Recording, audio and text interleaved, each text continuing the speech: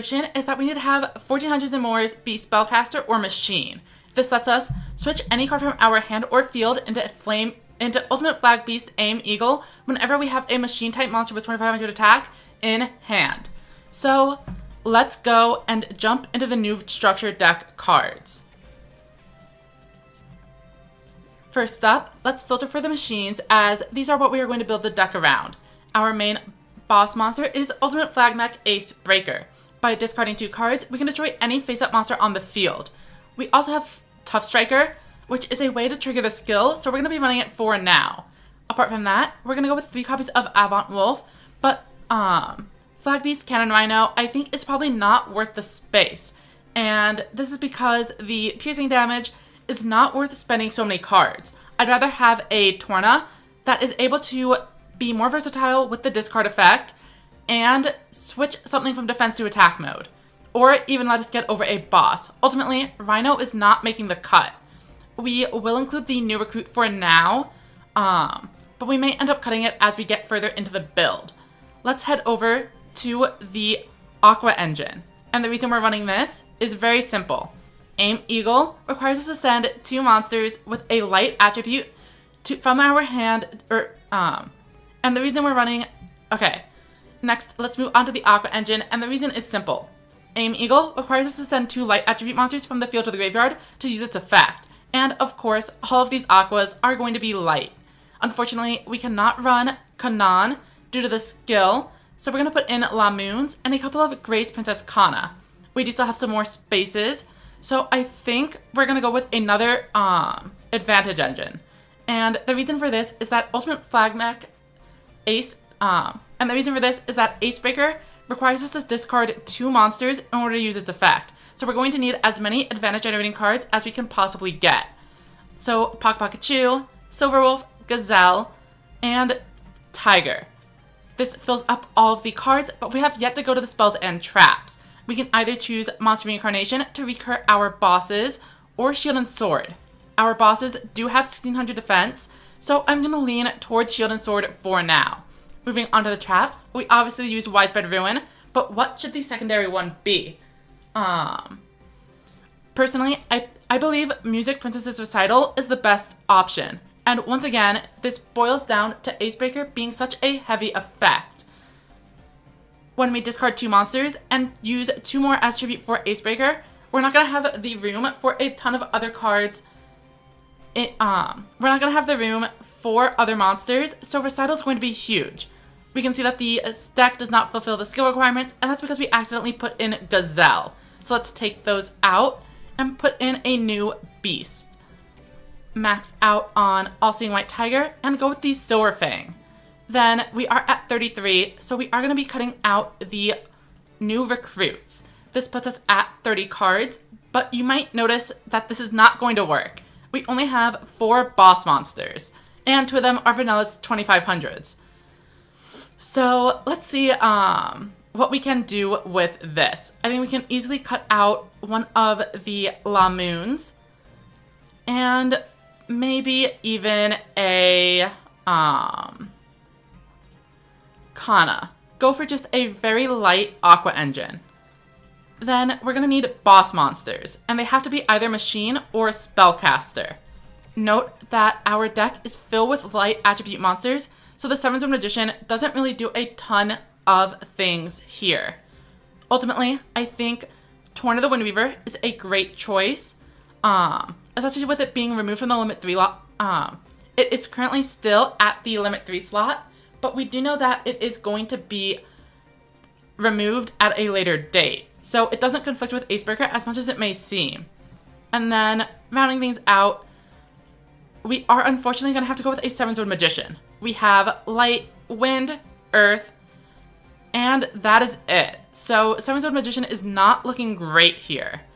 I really wish we did have another high attack spellcaster type monster, but we're going to work with what we can get. Obviously, with the Barrel Dragon Leak, that'll go right into the deck, as we don't have any legend monster. And if we owned the 3rd copy of Acebreaker, we wouldn't need to fill these slots as much, as we could use the 3rd copy of it and Tough Striker. that's it for the profile. So let's go ahead and queue into ranked.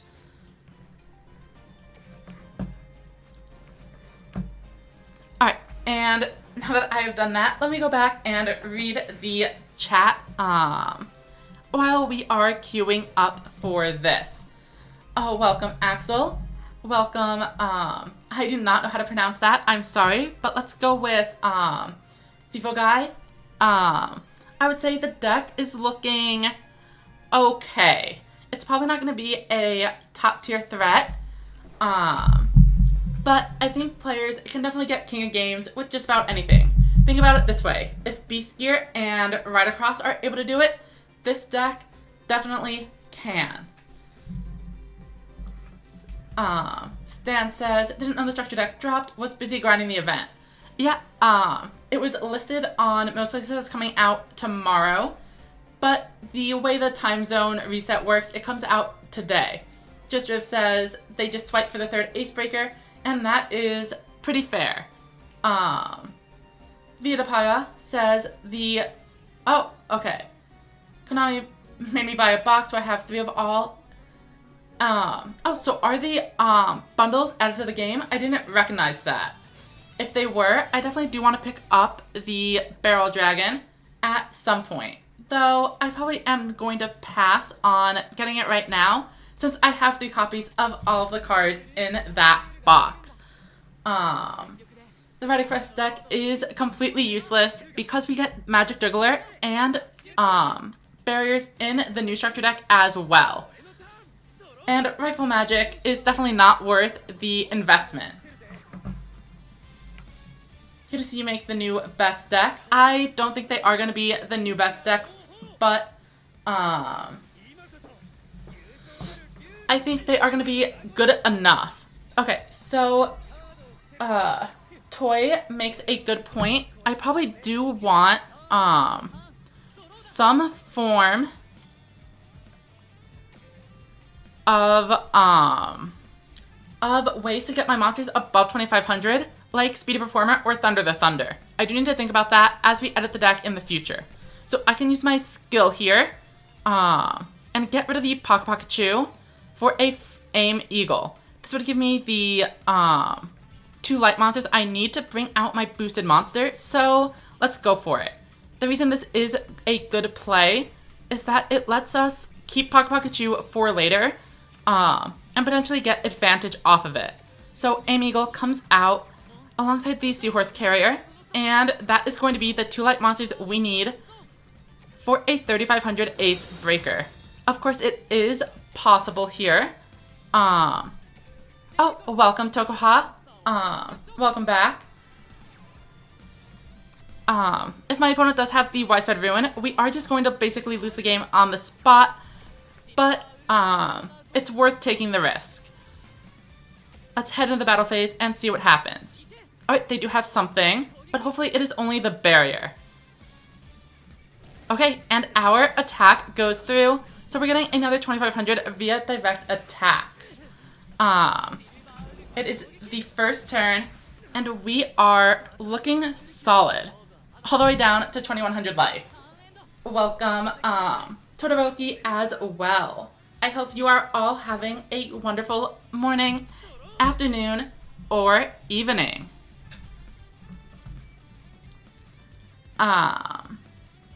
I am doing pretty well. Got to go on a walk earlier, watch some shows, and overall had a pretty nice day. We see a Lizard Soldier, which is a pretty rare inclusion in the deck. Being a level 3, conflicts with the Triad Drago, so it doesn't see as much play as the other levels of monster. And it has obviously less attack than cards like Dragorite. Unfortunately, Tough Striker is being reduced all the way down to 1,800, and a Dragius is here to ruin my day.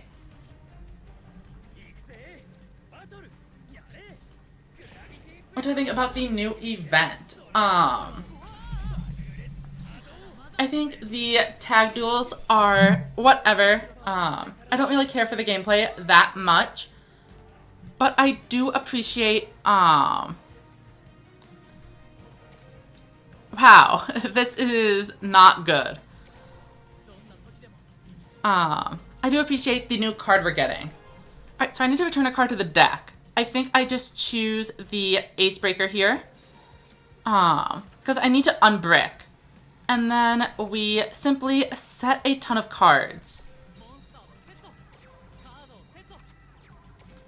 And maybe our traps will be enough to save us for a turn. All we can do is pass. This is not looking great.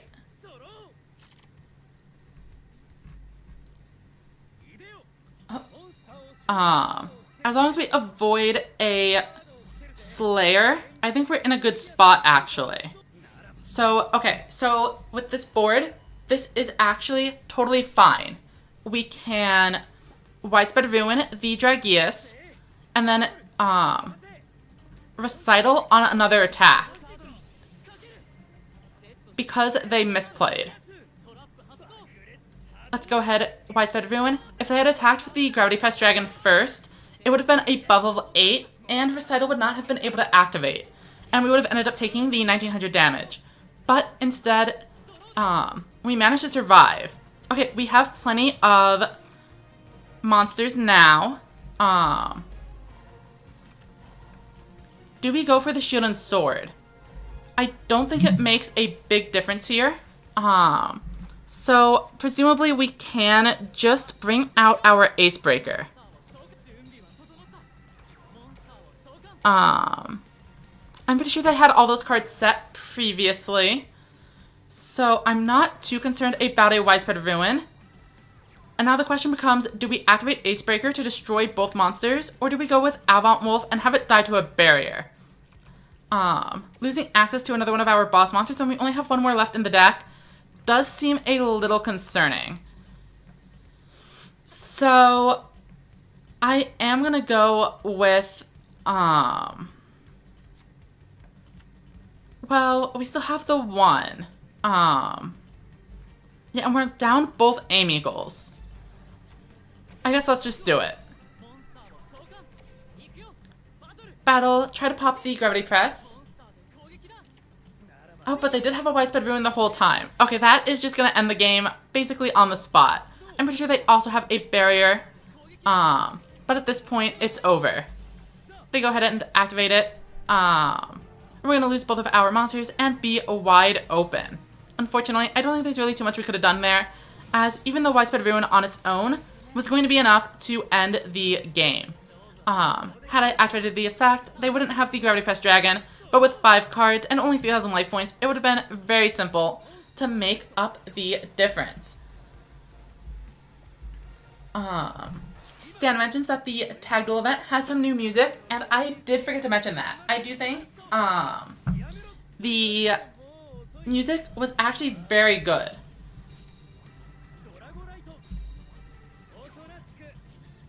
Draconic Resonance, boosting things up, but I don't have anything set. It is just Shield and Sword.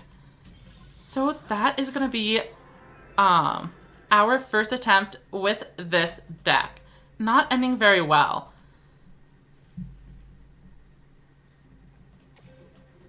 But is that enough? Or not entirely sure yet. For now, I think we are just going to go ahead and queue for another game. Once it is lagging quite a bit, though. I didn't really notice any issues during the game, but there we go.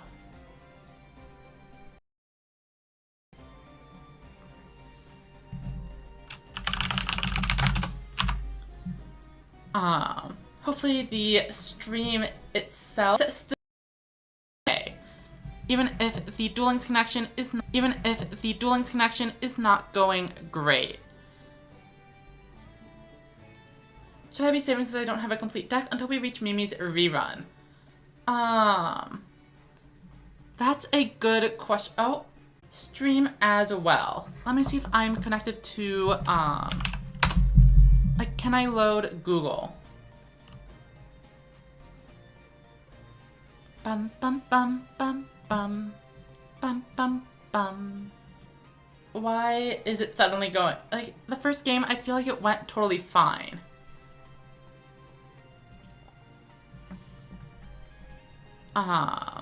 Let's just try rebooting the game.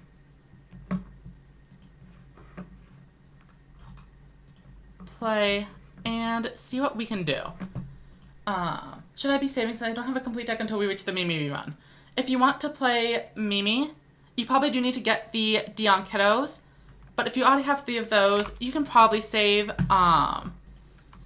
If you do want to build a deck, I would suggest still focusing mainly on the first box, but if I remember correctly, you do have 2 Dragias, so it shouldn't be too much of an issue.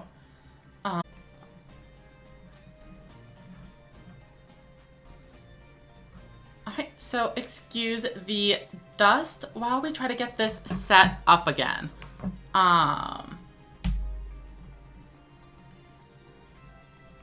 I've reduced the stream output from 1920 by 1080 to 1280 by 720, and hopefully that helps a little bit. Let's move the chat over here.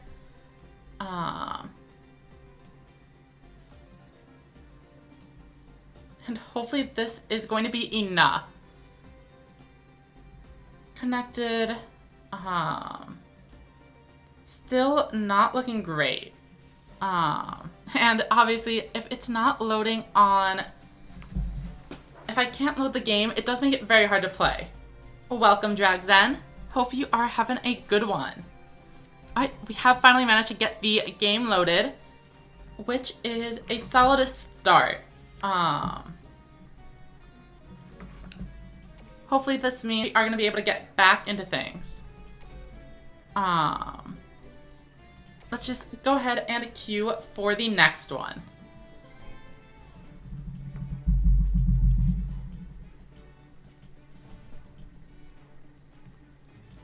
Ba-bum, ba-bum, bum, ba-bum, bum, ba-ba-ba-bum, ba-bum.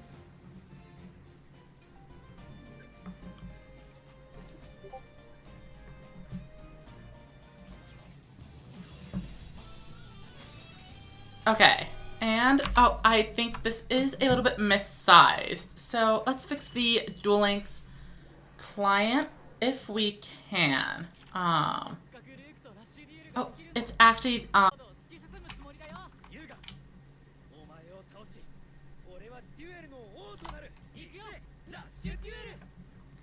and here we go. This should be looking a little bit better now. Alright, so our winning hand does have a Torna to help us get through this set 3 board. We even see a Seahorse Carrier, but I don't think we're really going to use its effect here. Actually, maybe we do. Since if we recycle it, we'll have an extra card to discard with Torna. Our end board is a little bit weaker because of it, but I like keeping the other Seahorse Carrier in hand rather than throwing it away. So we have to tribute off Lamoon, then Seahorse Carrier to get it back. And the main issue is if we're fighting Resonance, we are probably going to get punished.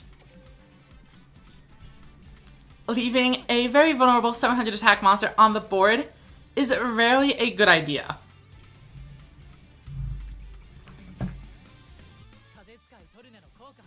Alright, so let's use Torna, ditch our Lamoon, and we're just going to target the one in the middle.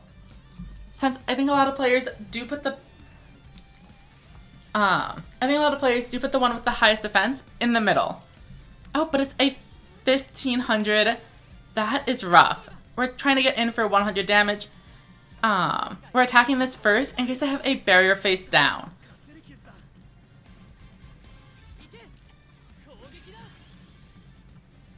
So we hit 2 zeros. Alright, looks like we did have a couple of Dragorites face down, which meant we were unlikely to find a better monster with Torna. Thank you for the follow, Reged2. Hope you're having a good day. Okay, so they bring out the Triad Drago, but they're not able to actually draw since we don't have a level 7. Presumably there is going to be a big tribute monster, and it is Multi-Shark Dragon Dragias, which we do have to worry about as, like I said, we left a 700 attack point monster on the board. Keeping the Avant Wolf is not that useful. And they set 2 new back row, so we also have to worry about the potential for a widespread ruin here. We do have our skill, Ultimate Bond. So we are at least hopefully going to be able to beat Dragius. But if they have a relevant trap card, it's not looking great. We return the All-Seeing White Tiger. Oh, and thank you, Ryan. Glad to have you with us here on stream. Let's go ahead and use Seahorse Carrier. Activate the effect. Since I think we are going through most of these cards. We will add La Moon. But we are in a great spot. But if they do, we end up losing the game. Welcome, Spectre. We are, as always, struggling with the internet connection. But I appreciate everyone who comes by anyway. So let's send our 2 monsters to the graveyard. And bring in Tough Striker. Bum bum. Bum bum bum bum ba ba da ba da bum. And as you can see, the timer is ticking down repeatedly. Interestingly, it does say we are back on the green on the streaming front. So hopefully this means we are recovering. Tough Striker, come on out. Then La Moon. And a second Tough Striker. So as you can see, we are building a pretty powerful board. We are just running into the issue where if they have a widespread ruin specifically, it's going to take us a lot of resources to clear that Dragius, and we end up losing on the next turn. Unfortunately, there's really no way to play massively against a Dragius, and we don't have any spell or trap removal on my inside of the deck. Todoroki says it is glitchy on the screen still, and as I look over, it is still bouncing back and forth. It just said I'm sending 0 kilobytes per second. So I do apologize for the issues. We are bringing them down to just 1100. Though they could activate a trap card if they want to. They probably have a barrier set.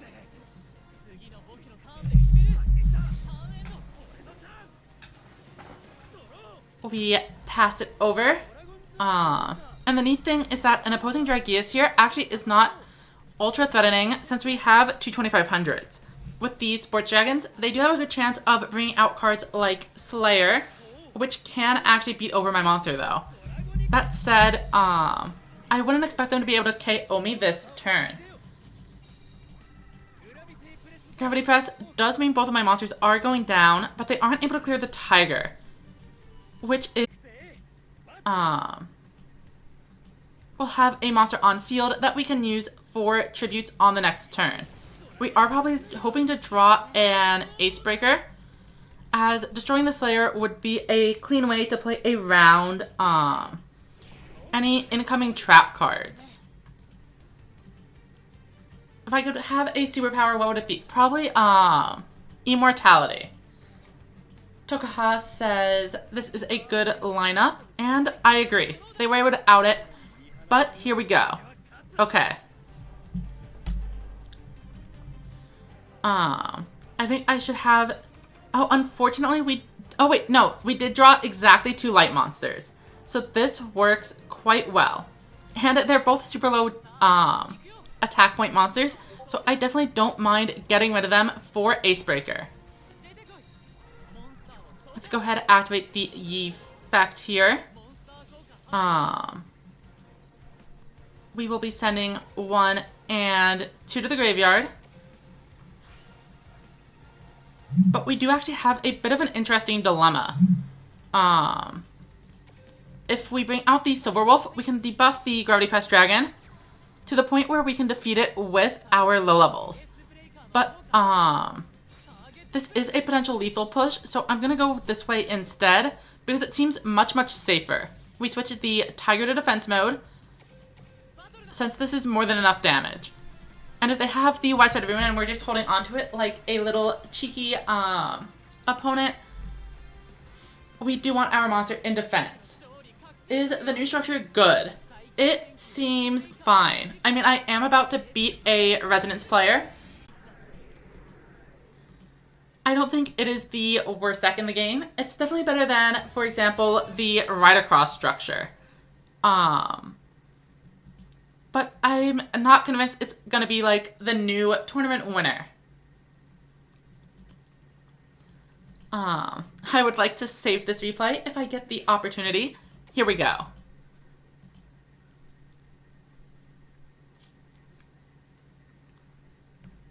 And then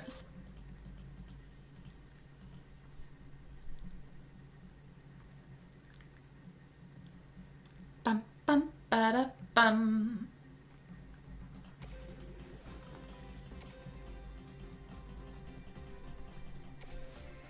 Just finished putting together the machine deck, 3 copies of the structure, Barrel Dragon. Wait, okay. So, Barrel Dragon is actually out, huh? I did not notice. I did not go to the bundle tab. So, I did not get it. But I also don't really want to. If we don't have a new set, there's no reason for me to buy the Barrel Dragon. I can wait. Let's go with another round. See how it goes.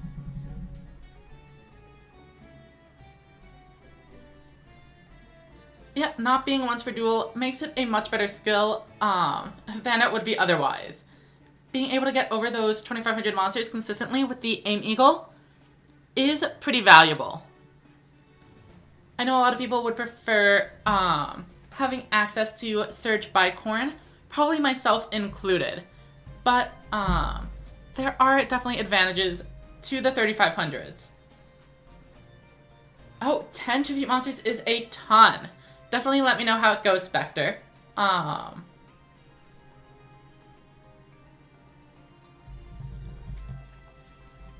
let's go into the next round. We are fighting a Roa. I'm surprised we haven't seen any mirror matches. When the Ride Across deck came out, we ended up playing a ton of people on that deck, despite it being paywalled and bad. So where are all of the enjoyers of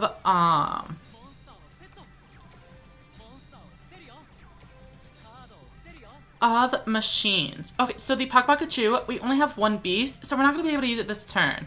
So I do want to keep the 1,500, as it has more of a chance of being useful on the next turn, especially if we can pop a shield and sword. Keep in mind that both Growl are 0 defense monsters, but if we see a Mystic Dealer, they probably are not actually playing a heavy metal deck.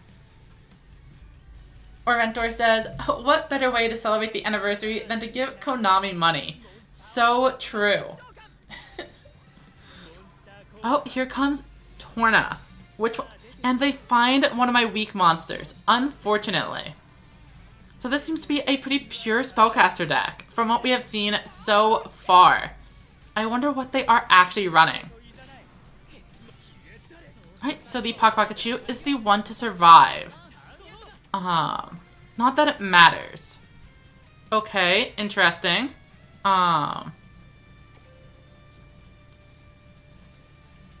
Do I want to pop the shield and sword here? I don't think we need to. Though, let's go with Paku. Then Silver Wolf. Because I want to debuff.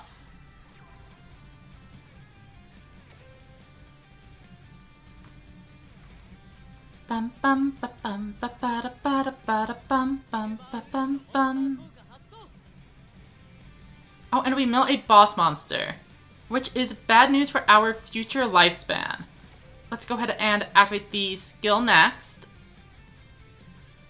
I think we're gonna get rid of the Seahorse Carrier, since I don't think we need it right now. Actually, maybe it would be useful. Okay.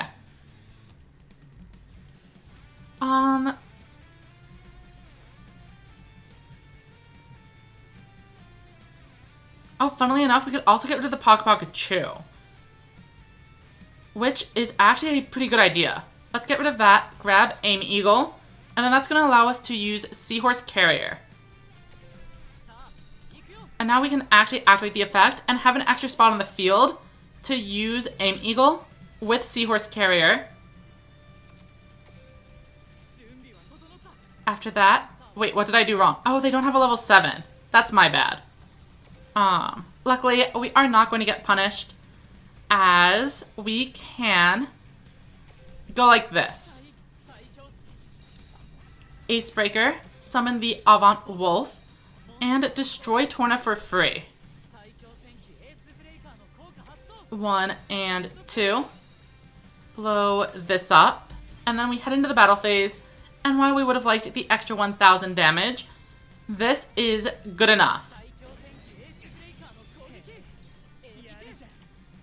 There was a good chance of that being 1400, so we played it safe and got rewarded. Board. Be in a fine position. Alright, and we do. We can Avant Wolf, but we can also use our skill again. And if we do that, we can actually, get rid of one of the trap cards, and that's going to give us enough cards where we can destroy someone's skull with Ace Breaker's effect.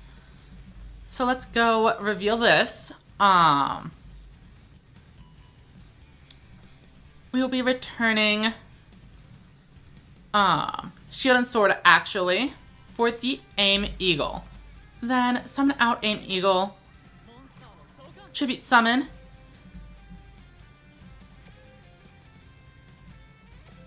and even if they have a Widespread Ruin to destroy our Ace Breaker, we are going to be able to back this up with 2 copies of Recital, which means our Avant Wolf is very safe.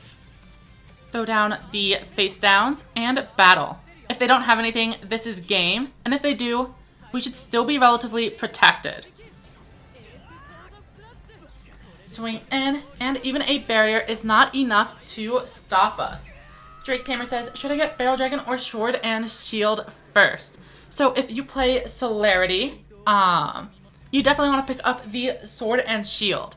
If you are more of an aggro player, you probably prefer Barrel Dragon.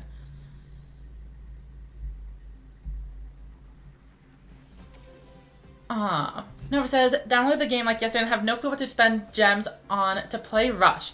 Okay, so definitely if you're brand new, you want to go into the bundle tab of the shop and just pick up all of those. So you'll see one for Widespread Ruin, Monster Reincarnation, Summon Skull, Sword and Shield, and Barrel Dragon. Just go ahead, grab all 5 of those, and that's going to get you a ton of cards from the mini box.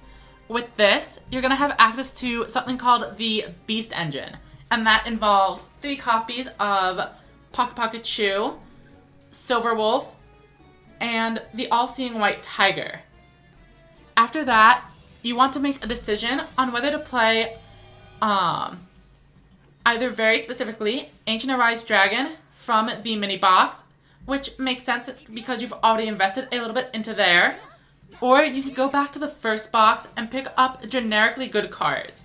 This is going to include a ton of monsters with 1500 attack, some valuable boss monsters like Multi-Strike Dragon Dragias, and other cards that just generally are going to be higher value for a longer period than blown up. Red Eyes Black Dragon is coming in. And then, oh, we see an Archery and Summoning Flute. So this is pretty rare, but it does have the ability to revive Red Eyes Black Dragon. Right, they are heading into battle with only 2 monsters, which is great. And as you can see, one of those monsters has 0 defense, meaning that we are in a great spot for punishing them. We have a ton of monsters in hand here. But we don't have any aquas to use the seahorse carrier. So if we were to bring it out, we can get the double Tough Striker board, which seems good enough for me. But that does require ditching our Recital or our Shield and Sword. Ultimately, I think I am going to go with getting rid of Shield and Sword for now. Because it might have even more use later on, and the Recital plays around a potential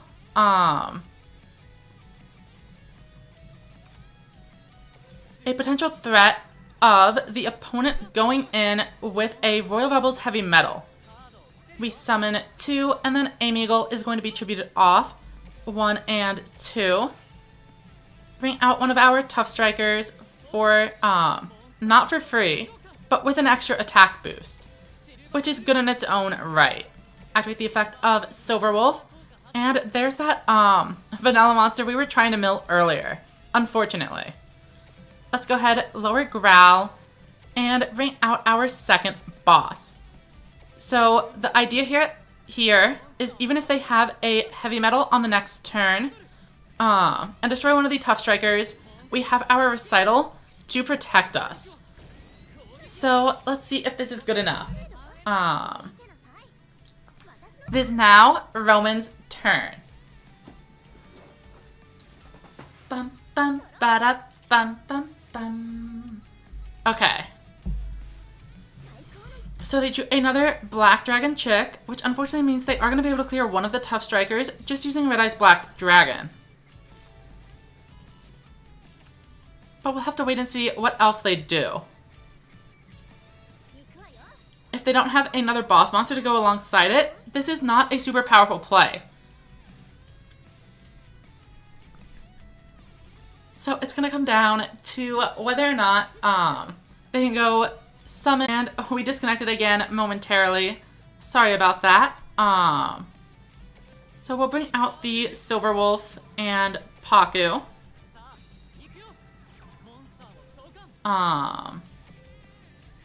Tribute summon.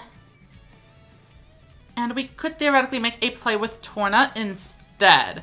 So we could go Torna over this, discard, flip, and try to just battle normally. But that doesn't seem great to me. So let's just do this. Even if they have a Widespread Ruin, we have the Recital to protect us. So Acebreaker, come on in and activate the effect.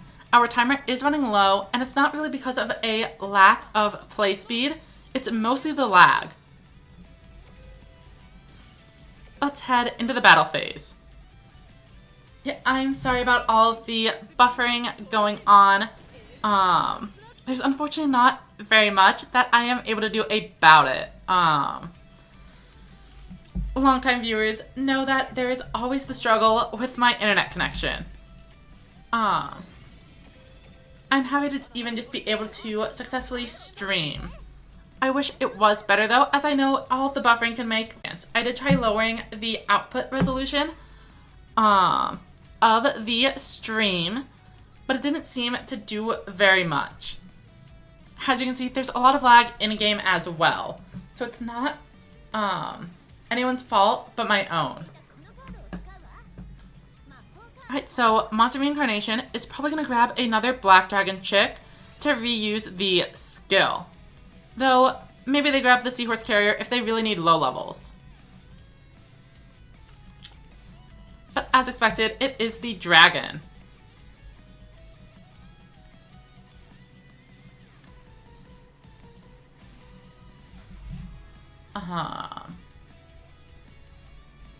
And Nova, I am glad I could help.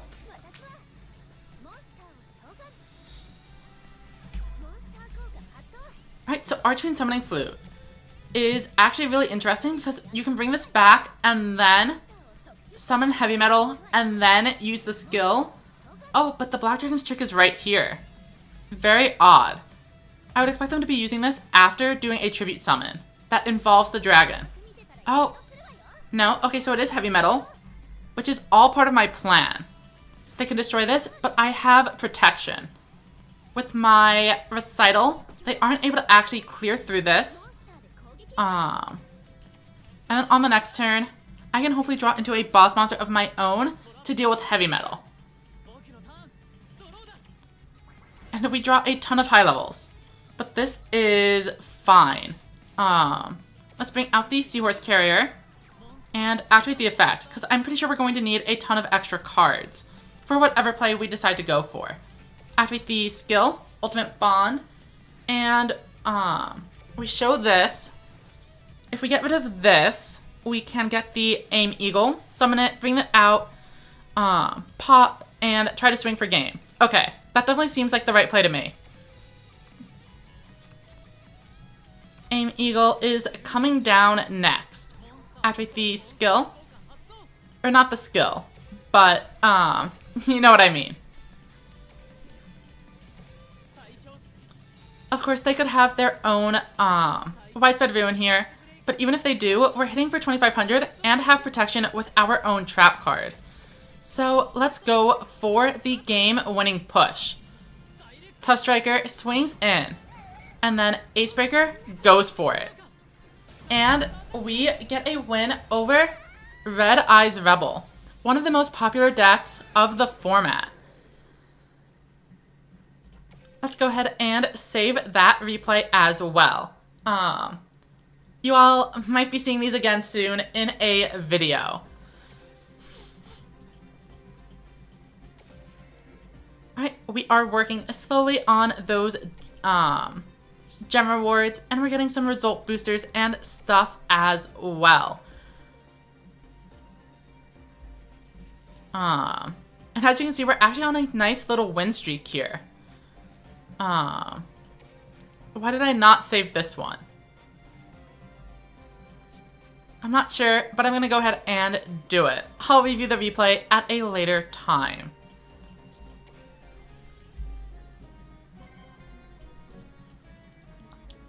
Alright, so let's go ahead and see what happens next. Oh, Nathan says, am I using Barrel Dragon? No, because I do not own it. Definitely would put it in the deck, but I don't find it worth the gems at the current time, since I already have 3 copies of everything from the mini box. So I don't have any real reason to go for it.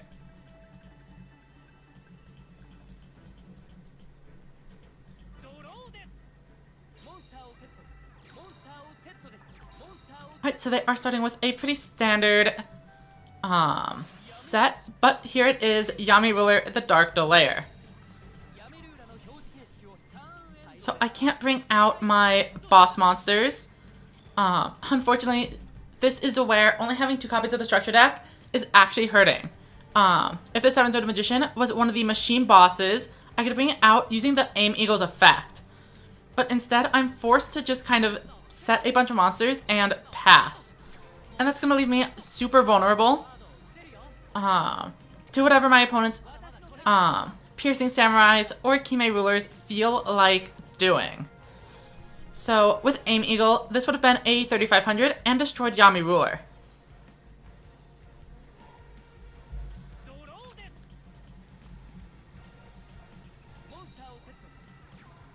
Okay.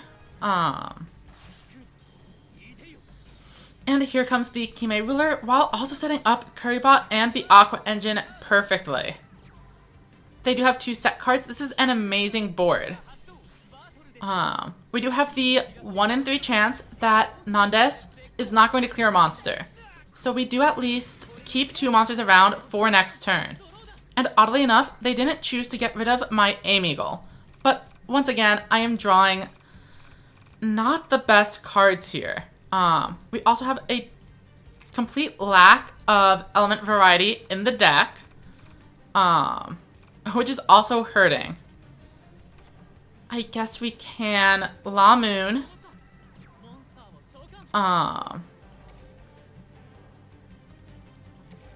1, 2.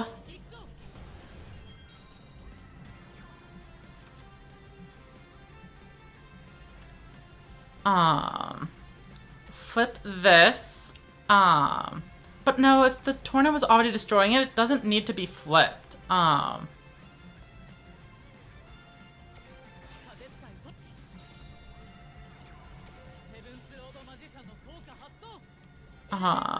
guess we just set and use the effect. We will rotate this to play around a barrier. Try to get in for 400. And obviously if they have the Dark Ruler Battle Slash, we do just kind of have our card destroyed and they force a trade. It's overall a really bad position for us to be in. We do see a barrier activating. And then we have to try to clear out Kime Ruler. We see they have another trap, and it's the Widespread Ruin. This is not looking great. For sure. Definitely all kind of stemming from it being a suboptimal build of the deck, though. As we would have already cleared the Yami Ruler on the previous turn, and that would have changed the whole flow of the game. Might as well use the Recital. Saves us a little bit of damage. Keeps us alive for one more turn. Not sure it's really going to be enough, though. What we really needed was an advantage generator here. But even if we had drawn a Pocket Pikachu, it wouldn't have been able to do anything. So we are kind of stuck. We can Ultimate Bond. I guess. We'll show them this one. Then return Tough Striker to the deck. Add the Aim Eagle. Summon out 2 light monsters. Activate the effect. 1 and 2. We special summon the Ace Breaker. And then its effect allows us to destroy one of the rulers before we destroy the other one with our attack. So as long as they don't draw any more high-level monsters, we theoretically are still in the game. But it is not ultra likely. Orantor says time to pick up the 3rd copy of the structure deck. I agree. If you're trying to actually play this seriously, you probably should end up spending the money on the 3rd copy. But I am not going to be. Because I am pretty much strictly a free-to-play player.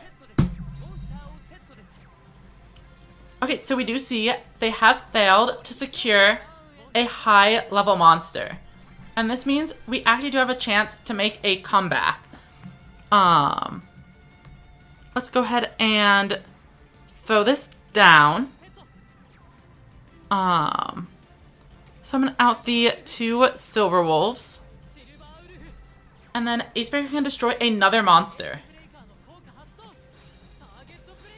Really would have liked to see another boss monster, of course. But they do have some 1400s, but I want to take the risk. Alright, and we are getting in for the 2500, which is fantastic. We do have to wait a little bit, though, as a Piercing Samurai into a Silver Wolf that's been swapped by Celerity is going to be 2100 damage, and that's the majority of our life points. So it's definitely not over yet.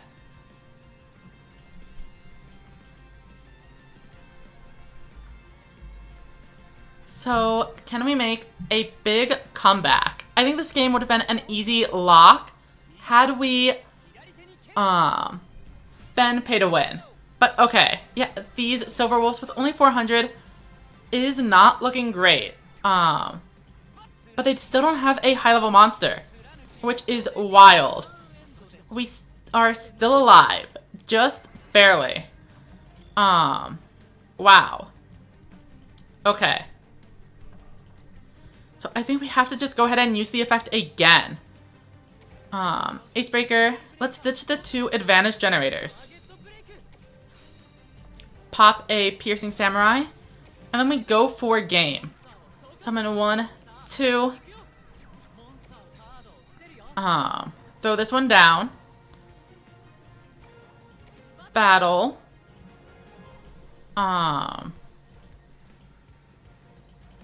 What's the best way to do this? we go here... Okay, they do have a trap.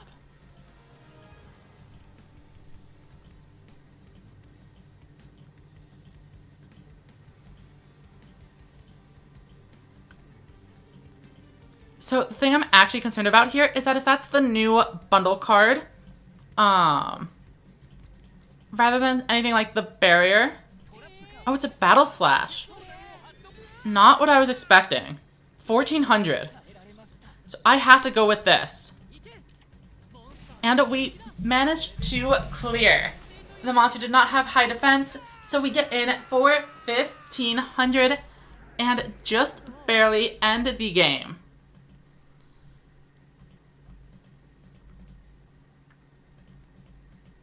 And I will save the replay when I get the chance. But that was an intense battle. I definitely was not expecting to win that one after getting Yami Rulered on turn 1.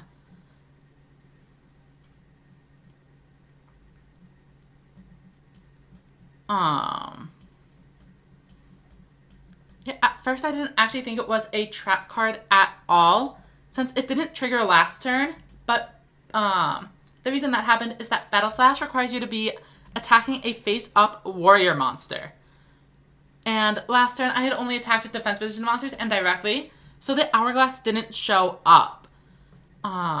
This is a pretty good showcase against a variety of different decks though, all of which are pretty popular in the format. So I am happy with those for the video. I do probably need to go ahead and delete one replay just in case anything super crazy happens that I need to save. And here we go with more connection issues.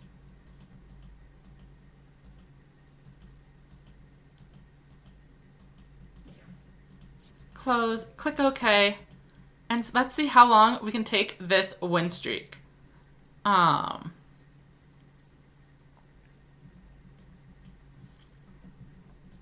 It's entirely possible that I'm going to lose to a disconnect at any moment.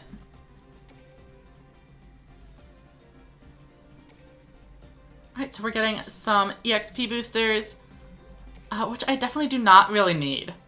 But, whatever.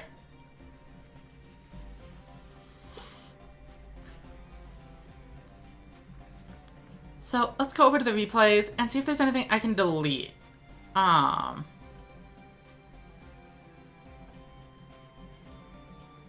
think this is super old. At this point, I'm not going to make a video about it. Alright, so now just in case anything crazy happens, we have an empty replay slot that we can take a look at. Let's go ahead and queue into the next duel. Ba-bum, bum, ba-da-ba-ba-ba-bum, ba-bum, bum, ba-bum, bum, ba-da-ba-ba-ba-bum, ba-bum, bum, ba-bum. Backing people up with the new structure deck. Exactly.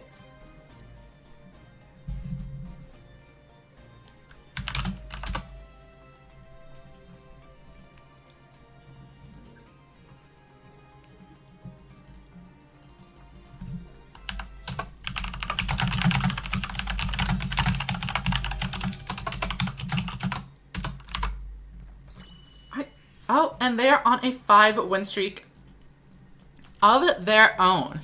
Could this be the mirror match? They set a few cards. And will they bring out any bosses? Or set face down spell and traps? Our first turn, we do actually have the Torna to try to punish this a little bit. But we'll see how it goes. Aim Eagle is kind of a card I want to hang on to for later. I think the Pikachu is actually the easiest thing to ditch here. But it is taking some time. Okay. So, Torna the Windweaver is coming out. And it looks like we are using our entire hand for this. I'm going to bring out the All-Seeing White Tiger as well. But I'm actually going to set this because there's a chance they... And I'd rather have this around than a Grace Princess if it comes down to that.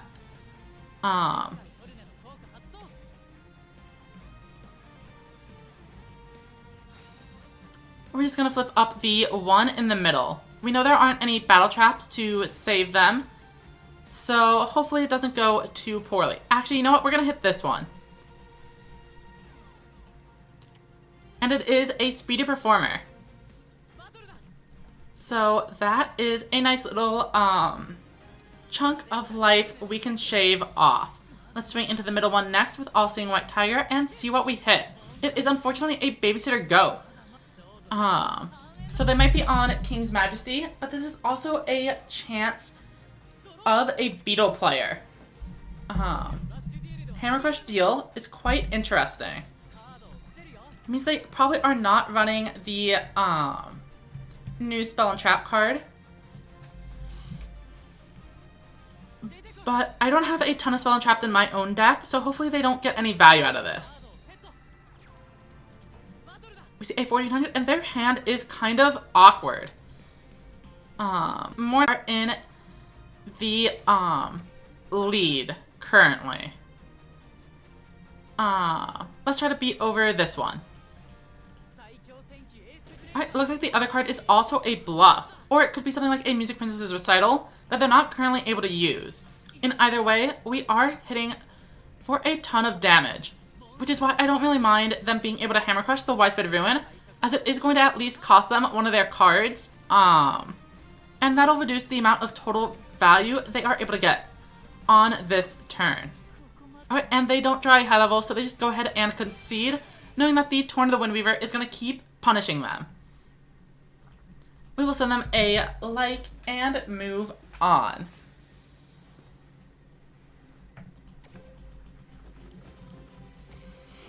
I am still very surprised we have yet to find the mirror match. But we'll keep going until we do, at the bare minimum. There's gotta be someone else playing it.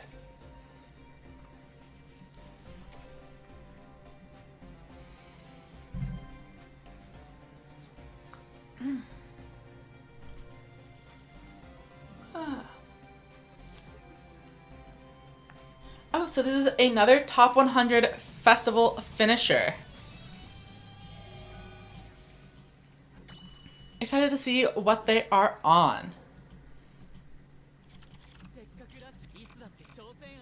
Okay, so our opening hand is not looking great here, to be completely honest. Having the 2 level 7s, not really what I'm trying to see, and our Seahorse Carrier is not going to be getting any value. We could theoretically summon one out now, but since the skill does help us unbrick, I am inclined to just leave these as is.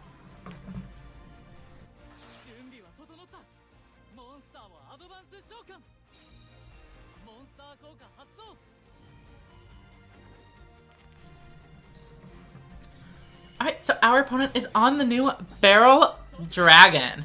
And that is going to be able to destroy one of our monsters, and they are hitting us for 2,500. This is probably finally the mirror match that we have been looking for, but unfortunately this is also probably us getting rolled.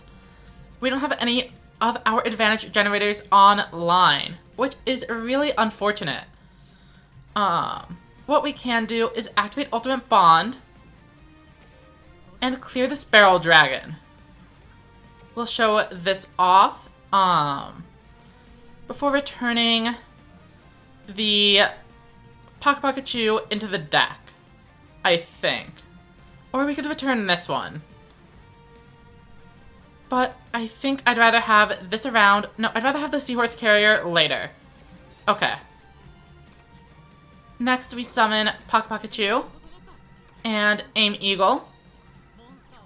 Then let's go ahead and activate the effect. We send away 2 for the Ace Breaker. Activate the effect, and we'll ditch the other 2 to start setting up our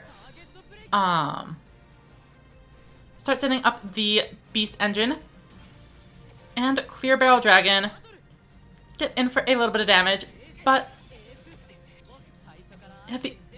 if we had just had an extra card around, I would have felt a little bit better, as we would have been able to bring out Seven Sword Magician and Acebreaker together, and we wouldn't have needed to use the effect. We could have just used Elemental Road and beaten over it with a 2 attribute boost. It looks like they didn't actually draw any high levels though, so here's our chance to make a big push. Once again, we're not really seeing anything on the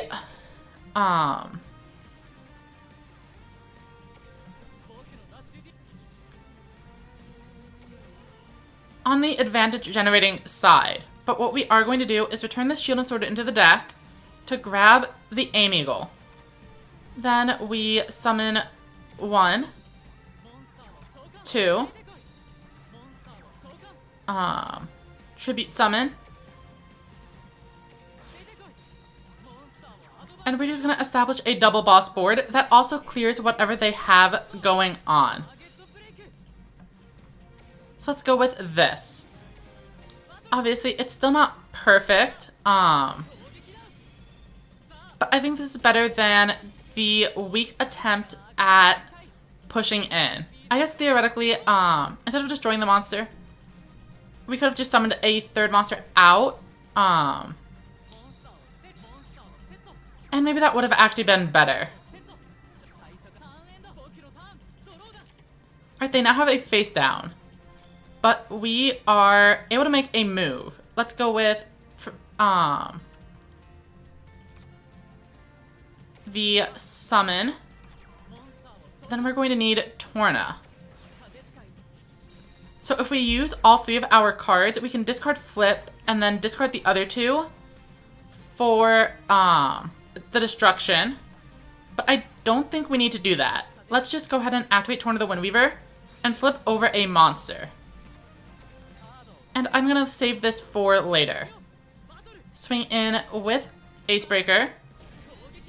1300 is fine. We don't need 2500 here. Play it normal. Their face down card appears to be a spell. So I'd say it's pretty likely to be that shield and sword. Oddly enough, they are struggling to find their own boss monsters. Alright, so they are making a big push here. Ultimate Bond finally activating, but it's just Tough Striker rather than Acebreaker. Even if they use an Acebreaker of their own, they should have trouble clearing all 3 of these.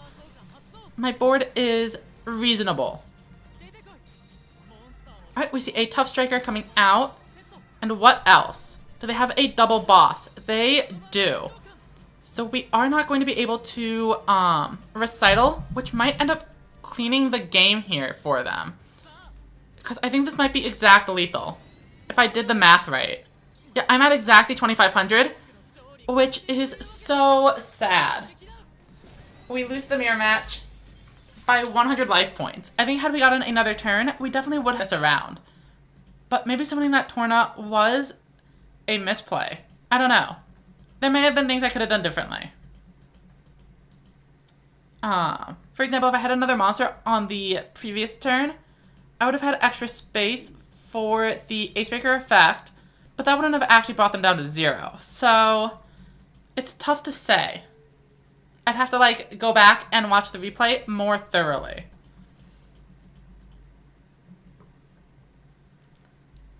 But our win streak comes to an end after 5 games.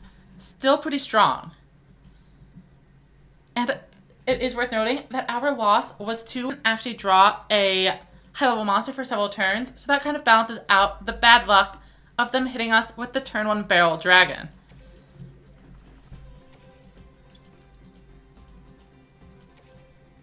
And we are finally back online. So hopefully this is going to work out. Cue on in for the next duel. Alright, and that was actually a really fast queue time. Let's see how it goes. Bum bum bum bum bum bum bum bum bum.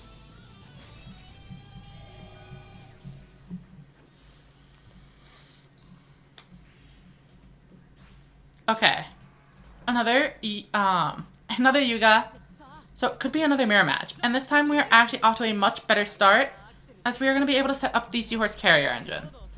Though I did not notice that we lost the coin flip, which makes this hand significantly worse, as we have no high-level monsters to actually play through anything with. We might just be setting 3 and passing. They start with the Tough Striker immediately going down. Very risky. We don't have anything in particular here, so we just set 4 and end turn. Bum, bum, bum, bum, bum, bum, bum, bum, bum.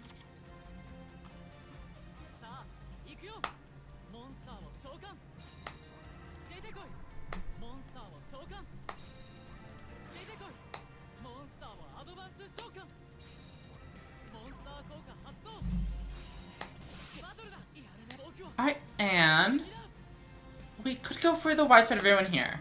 But is there even a reason to, though? I don't think so. Oh, they had piercing. That would have been a very good reason to. I was zoned out and completely did not notice that there was a Rhino on board. So, whoopsies. And still no bosses. That is not looking great. Yeah, nothing we can do but just set some more cards. Let's set 3 and pass. Oh, we'll set 4 actually. And send it over.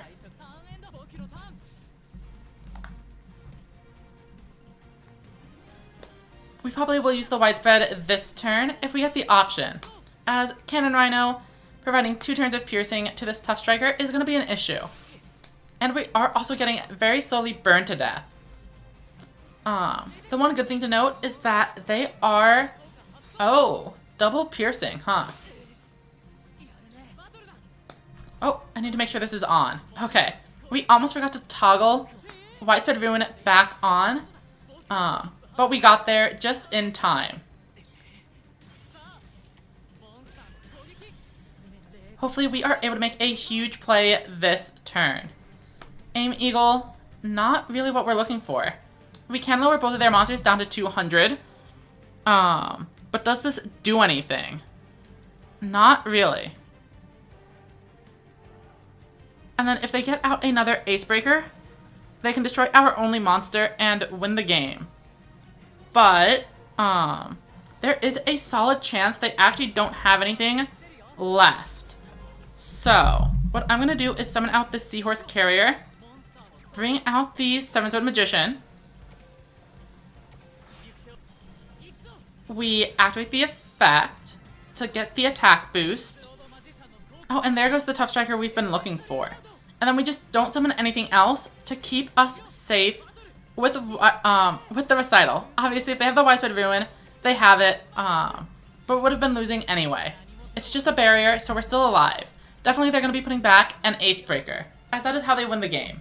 Wait, they actually just chose a low-level monster. Seems like a really questionable decision to me. Alright, let's see how this works. Hopefully, we are able to keep our Seven-Sword Magician safe and on the board. And, of course, we couldn't set these cards as the Rhino would just pierce right through. We see a Mystic Dealer and a new set card. Coming out in attack mode means they almost definitely have something planned. But if it's just a single monster, we're gonna be fine. They're actually just thinning their own field. Okay, our hand looks crazy. We're definitely gonna use the Shield and Sword this turn, as all of those monsters have basically no attack points. Then, we have an Aim Eagle. And a Seahorse Carrier as well. So let's start with Seahorse Carrier, since I think we should have an Aqua in the graveyard by this point of the game. We bring back a La Moon, and they concede. They know we're going in for a big push. I will send them the nice, and we won the mirror match, getting redemption.